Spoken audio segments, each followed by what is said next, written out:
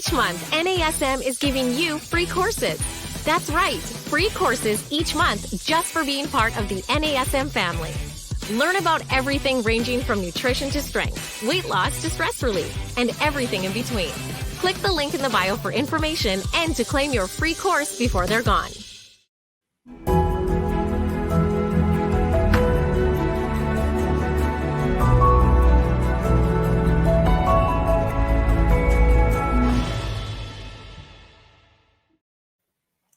Hey everyone, welcome back to our Strong Mind, Strong Body podcast. I'm your host, Angie Miller, and today we are going to talk about motivational interviewing questions that we can ask our clients to increase their intrinsic motivation to change.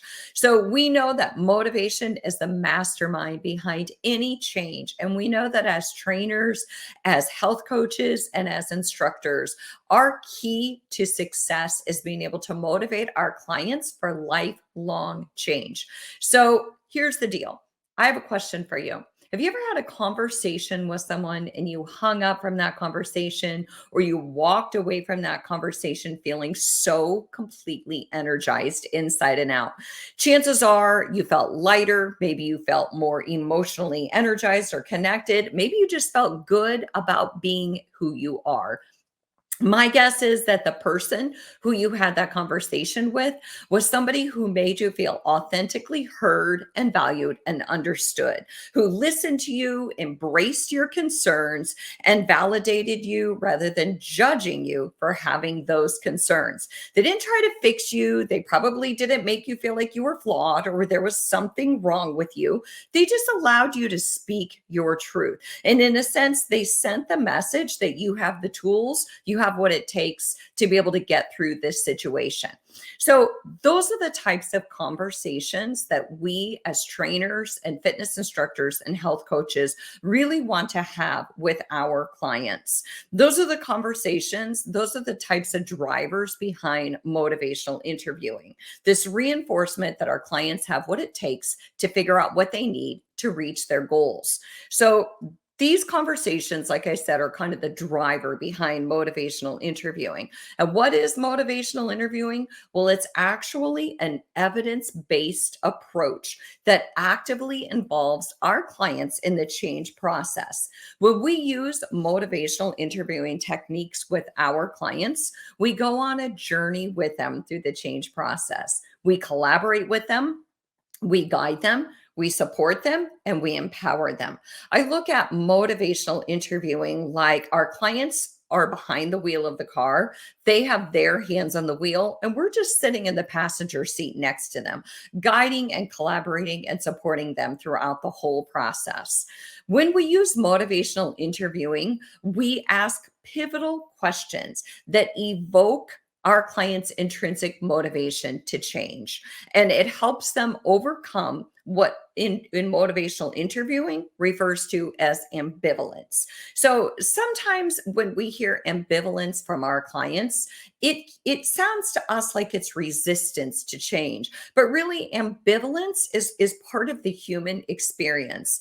All of us know that we want to change, or we feel like we need to change, but we're ambivalent about the whole process of change because change is kind of scary. So we might have this desire to get fit and feel good, but we're not sure that we have what it takes. We're not sure that we have the ability to make that kind of change. And we're not sure how committed we are because, again, change is hard, right? Especially lasting change. So in motivational interviewing, what we really do as trainers and health coaches is we step away from our instinct, which is really to fix clients and kind of tell them what's wrong and then give them all the tools to fix whatever it is that they're doing or not doing. We step away from those natural instincts and we build their intrinsic motivation to help them accomplish their goals. As Blaise Pascal stated, people are better persuaded by the reasons they themselves discovered than those that came from the minds of others. So in other words, most of us really don't like being told what to do. And we're more motivated to change if we feel like it's our idea. So how do we do this? how do we build our clients' intrinsic motivation to change? Well, that's the beauty of motivational interviewing, is that it gives us questions that we can ask. And the acronym that we're going to talk about today is OARS. OARS is open-ended questions, affirmations, reflective listening, and summaries. And when we use OARS, it's actually these communication skills that strengthen the process of change for our clients. By using OARS, we actually learn how to listen better and authentically validate and hear our clients. We build connection and trust with them so they feel authentically understood. Most importantly, when we use motivational interviewing and we specifically use OARS, the open-ended questions, affirmations, reflections, and summaries, we elicit what's called change talk in our clients. And really, change talk is just statements that our clients make that reinforce their desire to change. And it helps them ultimately overcome ambivalence, this being on the fence about change. So again, I'm Angie Miller, and I'm talking about using motivational interviewing, specifically questions from motivational interviewing, to elicit intrinsic motivation in our clients so that ultimately we can help them reach their goals. So let's take a deep dive into OARS, okay? Let's start with the O, which is open-ended questions. So open-ended questions are obviously the opposite of closed questions. So instead of, our kids come home from school and we're like, how was your day? Good. Did you have a good day? Yes. So we ask open-ended questions because we want the opposite of a simple yes or no or a one-word answer.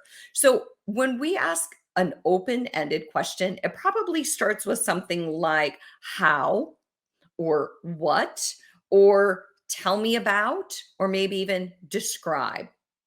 Open-ended questions invite more meaningful conversation and connection, not just with our clients, but with our kids, our significant others, our spouses, our partners, and our friends. These questions are so critical to building and strengthening our collaborative relationship with other people. When we ask open-ended questions, we really hear other people's stories. It's like a window into their world, and we get their idea and their perspectives about how they feel about change. And also, open-ended questions are really excellent at that word evoking or eliciting their reasons for change, why they want to change. That's really what we want to know. Why is change important to you? Not just what do you want to change, but why is it important to you at this point in your life? So here's some open-ended questions we could ask. How do you think improving your health would impact your life? Another open-ended question is, what are some other things you've tried to lose weight or get in shape? So we want to know, what are some other things you've tried? Because again, we want to hear their story. We want to hear some other things that they've tried to actively make change in the past. Or another question is, what do you think you would need to add to your life in order to achieve your goals? What would you need to add to your life? I love this question more than any of them, because instead of talking about what we want to take away, like I want you to change this, or I want you to take away this, I want you to stop doing this, we say, what do you think you would need to add to your life in order to achieve your goals? Because we all want to think about adding an opportunity. We don't want to think about letting go and being, losing privilege to something. So another question is, tell me about a time when things were different, when you exercise regularly, or you love the image looking back at you in the mirror. So those are some examples of open-ended questions. So the A in OARS stands for affirmations. Affirmations really highlight our clients' strengths and their abilities, and it reinforces positive behaviors in our clients. Affirmations are validating, so they build confidence and they promote self-efficacy in our clients. And self-efficacy is this inherent belief that they've got what it takes to make change. And that really reinforces intrinsic motivation. But remember that affirmations, most importantly, have to be really, really genuine. My suggestion is, if you don't feel it, don't say it, because chances are your clients are going to pick up on that nuance. and it's going to come off as staged.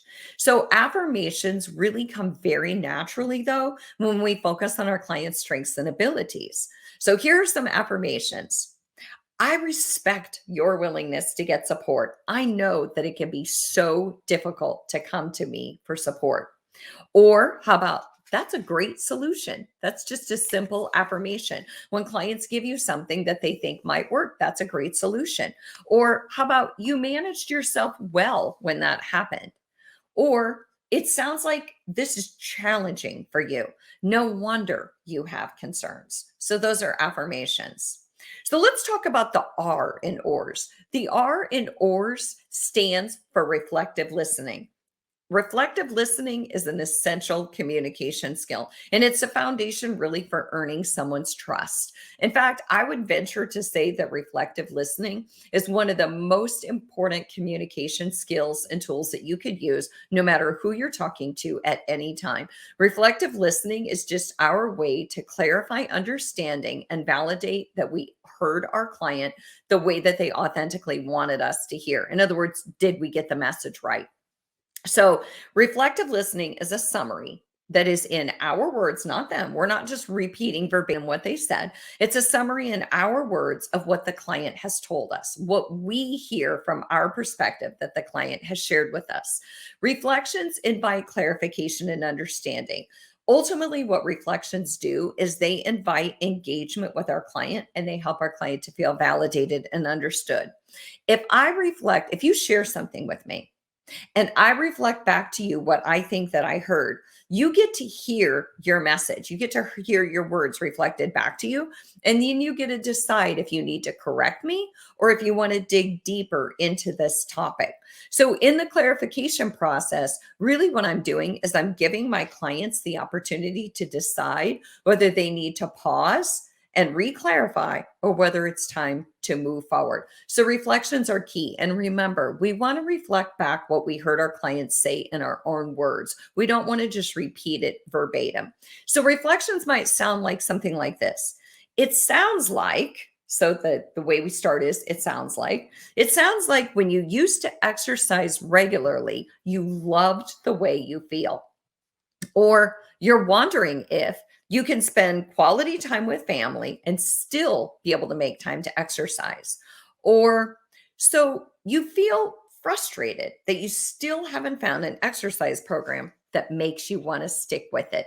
So those are some reflections, some ideas that you can use to share reflections with your clients. One last one is you could say something like, what I hear you say is, and then you fill in the blank. So again, I'm talking about questions that I pulled from motivational interviewing that help invite intrinsic motivation in our clients and help them take active part in the change process so they can make lifelong changes that empower them to exercise, not just today or tomorrow, but for the rest of their life.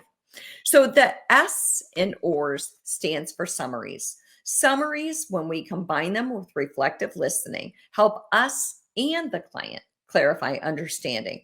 When we combine reflections and summaries together, then the client gets to hear themselves talk about change. And all the research supports that when we talk about change, we actually reinforce change in ourselves. If you've ever had a conversation with a friend and you're talking about making a change, you're talking about how you want to start going to the gym or you want to change your diet to a plant-based diet, you'll notice that just in talking about change, it really motivates and inspires you to get started on the change process. So reflections are like a recap. Reflections and summaries are like a recap of the conversation. After you summarize what you heard your client say up to this point, the client can move forward. Maybe it's time to end this session, or maybe it's time for you to start giving them or talking to them about a guided plan of action on how they can get started on their goals. So let me give you some examples of some summaries. You could say, let me see if I understand you so far. Or this is what I'm hearing. Tell me if I'm on the right path or if I'm missing something. The underlying goal of motivational interviewing is to encourage clients to talk themselves into making positive change. And OARS is this effective communication tool that we can use. It gives us questions that we can ask our clients that help build their intrinsic motivation. I'm going to dig deeper into motivational interviewing and talk a little bit more about change talk and into the 4 processes of motivational interviewing in a future podcast. But for now, I hope that you can learn and practice those techniques from OARS, and I hope you find it really successful. So thanks so much for joining me. I appreciate our NASM and our AFAA family. I hope you have a wonderful week, and I'll see you next week.